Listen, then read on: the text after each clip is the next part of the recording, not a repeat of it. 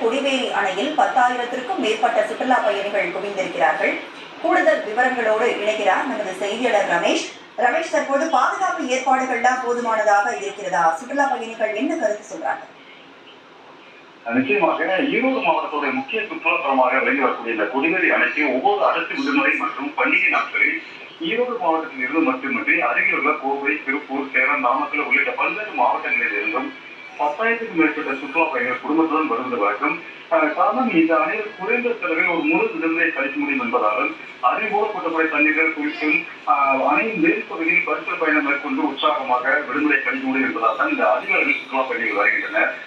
இந்த கோடை விடுமுறையை முன்னிட்டு கடுமையான வெயில் காரணமாக இன்றும் 10,000க்கும் மேற்பட்ட சுற்றுலா பயணிகள் வருகை என்ற நிலையில் இந்த கோவையில் காவல்துறை பொறுப்புப்பட்ட பல்வேறு பகுதியில் காவல் நிலையங்களில் உள்ள காவலர்கள் 170க்கும் மேற்பட்டோர் தேர்தல் பாதுகாப்பு பணியாக அனுப்பி வைக்கப்பட்ட நிலையில் கொடிவேரி அணையில் போதிய பாதுகாப்பு இல்லாத நிலையை காணப்பட்டது.